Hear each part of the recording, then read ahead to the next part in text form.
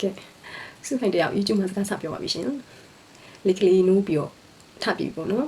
ရုံလေးဖြစ်ချင်းဖြစ်သွားနိုင်တာပဲဟုတ်တယ်မလားဒီ YouTube ကိုစလုပ်ဖို့စူးစမ်းခဲ့တာဒီကနေ့4နှစ်လောက်တည်းကကျွန်မစူးစမ်းခဲ့တာပါအတိအကျပြောရမယ်ဆိုရင်နားကိစ္စဖြစ်ကြရပါတော့အဲ့ဒီချိန်တုန်းက YouTube ကိုစဖွင့်ပြီးတော့ကျွန်မYouTube စဖွင့်2ပုတ်လောက်ပြောပြီးတော့ကျွန်မမလုပ်ဖြစ်တော့ဘူးဘာလို့ဆိုတော့အချိန်ကြီးကတခြားအလုပ်တစ်ခုကိုကျွန်မအချိန်အများကြီးပေးရတဲ့အလုပ်တစ်ခုပြောင်းလုပ်ခဲ့လိုက်တော့ဒီဥစ္စာကိုမလုပ်ဖြစ်လိုက်ဘူးနော်ဒါပေမဲ့အခုတော့စပြန်လုပ်ဖို့ကြိုးစားနေပါတယ်နောက်ကြရင်လည်းနောက်ကြတော့မယ်ပေါ့နော်ဒါပေမဲ့ရှောက်ပထမခြေလမ်းလျှောက်ပြီးဆိုရင်ဆိုတာနဲ့နောက်ခြေလမ်းတွေကအလုပ်တကူလျှောက်လို့ရပြီဟုတ်တယ်မလားဒီ YouTuber ဆိုတဲ့အလုပ်ကကျမတို့အသက်အရွယ်နဲ့ဆိုရင်တခြားလူတွေကရည်ချင်းကြီးမှာပေါ့နော်အခု YouTube ပုံမှာအလုပ်လုပ်နေတဲ့လူတွေကအသက်20ကျော်30ကျော်40ပတ်ဝန်းကျင်နေပဲကျမတို့လိုအသက်50ကျော်အခွားကြီးတွေနေတယ်ဒီတက်တဲ့ဝင်လာပြီဆိုတော့အောင်မြင်ဖို့မအောင်မြင်ဖို့ဆိုတာတော့မပြောလို့ပါဘူးပေါ့နော်ဒါပေမဲ့ကျမကတော့စူးစမ်းမှာပဲလေခက်ခဲတယ်ဆိုတာကျမအတွက်ကြောက်တုံးကိုခေါင်းအိတ်နေတယ်လို့ပဲပေါ့ရှင်ဟုတ်ကျမကြောက်တုံးခေါင်းနဲ့ဆောင်းလို့မပြောဘူးနော်ကြောက်တုံးခေါင်းနဲ့ဆောင်းရင်ကျမခေါင်းပေါက်သွားမှာပေါ့အခုကနေပူနေရလေရာသီဥတုကအရန်ပူတော့ခေါင်းအိတ်တာပဲကောင်းတယ်မဟုတ်လားသိခေါ်တာမဟုတ်ဘူးနော်ကျမစိတ်မခေါ်ရဲပါဘူးဒါပေမဲ့ကျမလုပ်ရမယ့်အလုပ်ကိုကျမဆက်လုပ်မှာကျမဆက်စူးစမ်းမှာပေါ့နော်ဘလို့ပဲဖြစ်ဖြစ်ဘလောက်ပဲခက်ခဲကျမဒီလိုမျိုးလုပ်တယ်ဆိုတာကျမဘဝလူတယောက်ရဲ့ဘဝပေါ့နော်ကျမဘဝဆိုလဲဟုတ်တယ်လူတယောက်ရဲ့ဘဝလူတယောက်ဆိုတာမွေးလာတယ်အသက်ရှင်နေထိုင်နေပြီးတည်သွားကြတယ်အဲ့လိုအချိန်မျိုးတွေအဲ့လိုမျိုးလူတိုင်းတွေ့ကြုံကြရတာပဲအဲ့လိုတွေ့ကြုံနေတဲ့ဘဝကြီးတစ်ခုလုံးတည်သွားတဲ့အခါဒီတိုင်းထားခဲ့ရတာလေဘသူကမှလည်းကျမတို့မမှတ်မိတော့ဘူးကျမတို့ကဘသူမှလည်းပြောပြခွင့်မရှိခဲ့ဘူးအဲ့တော့ကျမတို့ရဲ့ဘဝကြီးကဟောတိတယ်နေထိုင်ခဲ့တဲ့ကျမလူဘဝကိုပြောတာမဟုတ်ဘူးနော်ကျမတို့ဖြတ်တန်းခဲ့ရတဲ့အတွေ့အကြုံတွေဟာအဟောတိကံဖြစ်သွားတာပေါ့အဲ့လိုမျိုးကျမမဖြစ်ခဲ့နိုင်ဘူးကျမရဲ့ဘဝအခက်အခဲတွေအတွေ့အကြုံတွေရှောင်လန်းရတဲ့အရာတွေကိုပေါ့နော်ကျမဟာကောင်းတာတွေလုပ်ခင်မယ်ဆိုးတာတွေလုပ်ခင်မယ်ဒါလူတဘာဝပဲဘ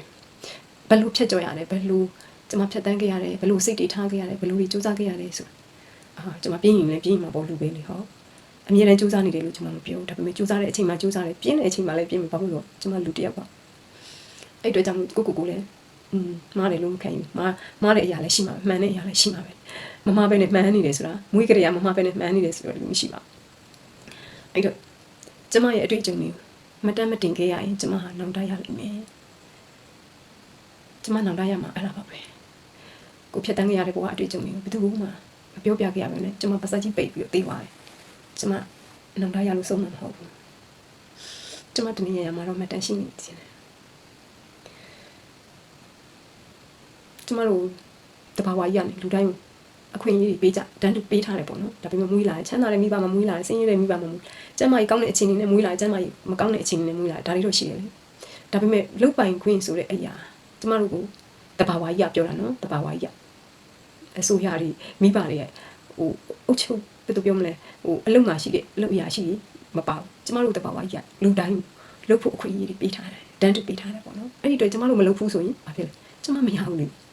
ကျမမရတာပဲရှိတာပဲဒီအတွက်ကြောင့်ကျမကပေးထားတဲ့အခွင့်အရေးတွေအားလုံးကျမလုပ်မယ်လို့ကျမဆုံးဖြတ်ခဲ့တယ်ဘာဖြစ်လို့လဲဆိုတော့ကျမမလုပ်နိုင်ခဲ့တဲ့အရာတစ်ခုရှိခဲ့တဲ့အတွက်အဲ့ဒီအရာအတွက်ကျမနောင်တရခဲ့ပူတယ်အဲ့ဒီနောက်ပိုင်းမှာကျမတဘာဝကပေးထားတဲ့အရာတွေကိုကျမအားလုံးလုပ်မယ်ဘသူရဲ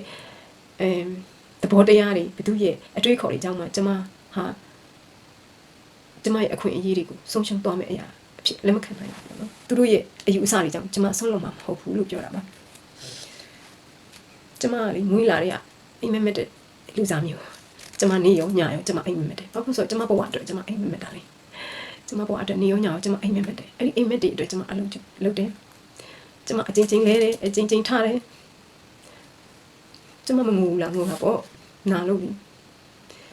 နာလဲကျမထားရမှာပဲဟုတ်တယ်မလားကျမသေးသွားမှမသေးသေးတာသေးမှမသေးသေးတာကျမသေးရင်တော့မထားတော့ဘူးဟုတ်တယ်ဘယ်သူကသေးရင်ထားနိုင်တော့မှာလဲမသေးရင်တော့တုံးလုံးလေးပြီးတော့ပလက်လန်ပြီးတော့နေတယ်ဆိုတာဒုက္ခိတဖြစ်မှာပဲဖြစ်ပါလေကျမမသေးရင်တော့ထားရအောင်မှာပဲမတ်တရရအောင်မပြောတာနော်ကျမအလုပ်လုပ်ဖို့အလုပ်လုပ်တယ်ဆိုတာကစိတ်ပိုင်းဆိုင်ရာရုပ်ပိုင်းဆိုင်ရာစူးစမ်းမှုတွေရှိတာပေါ့နော်ဒါပေမဲ့ကျမတို့အရွယ်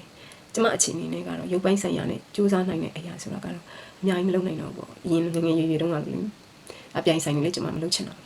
းအခုကကျမတက်နိုင်တယ်လားကျမရဲ့ဉာဏ်သိနေကျမအလုပ်လုပ်ပါမယ်ကျမရဲ့ပင်ကိုစိတ်တက်ကျမရဲ့ဉာဏ်သိ ထွက်ပေါ်လာတဲ့အပေါ်မှာပဲကျွန်မအလုပ်လုပ်ပါမယ်ကိုကျမကြီးကလက်ခံနိုင်တဲ့အခြေအနေတွေနဲ့ကျွန်မတိုက်တာပြီးတော့လုပ်ပါမယ်ကျွန်မမွေးကလေးကကျမကြီးကအရင်တောင်တောင်ကြီးမဟုတ်ခဲ့ဘူးပေါ့နော်ဒါပေမဲ့ကျွန်မအဲ့ဒီကျမကြီးကပေးနိုင်တဲ့ခန္ဓာကိုယ်တွေကျွန်မပို့ပြီးစူးစမ်းပြီးလုပ်ခဲ့ပါတယ်ဒီတော့ကျွန်မဆိုရဲစုစုခိုင်းမှာအိမ်မက်တွေအများကြီးကျန်ပါသေးတယ်ကျွန်မအသက်55နှစ်နှစ်ပြန်ဆိုတာမသိကြဘူးဟုတ်တယ်ဒါပေမဲ့ဒီနေ့ခုချိန်ကျွန်မသိကြသေးတယ်လေအခုချိန်ဆိုတော့ကျွန်မအတွက်ရှိနေသေးတယ်နေ့တိုင်းမှာလာတိုင်းမှာရက်တိုင်းမှာပြစ္ဆုတ်ပန်ဆိုတာရှိအဲ့ဒီပြစ္ဆုတ်ပန်ကကျွန်မအတွက်ပဲပေါ့ဟုတ်တယ်မလားအဲ့တော့ကျွန်မကြီးမကောင်းလို့အရင်တော့ငါလို့ငငယ်ရွယ်ရွယ်အလုပ်တွေမလုပ်နိုင်တော့ပြီမဲ့အခုလိုမျိုးကျွန်မရဲ့အိမ်မက်တွေကျွန်မရဲ့စိတ်ကူးတွေကိုအကောင့်ထဲဖုံးဖို့ကြိုးစားထပ်ပြီးတော့အိမ်မက်ခွင့်ပေးတယ်ဒီ YouTube တို့ Facebook တို့ Twitter တို့ Instagram ဆိုတဲ့မီဒီယာလေးကိုကျွန်မအရင်ကျေးဇူးတင်ပါတယ်ကျွန်မတို့ဒီလိုအခွင့်အရေးတွေရအောင်ထပ်လုပ်ပေးတဲ့အတွက်အများကြီးကျေးဇူးတင်ပါတယ်ရှင်နောက်ထပ်ကျွန်မလာမယ့်ဗီဒီယိုတွေလေးတွေကိုလည်းဆက်လက်ကြည့်ရှုအားပေးကြပါဦးနော်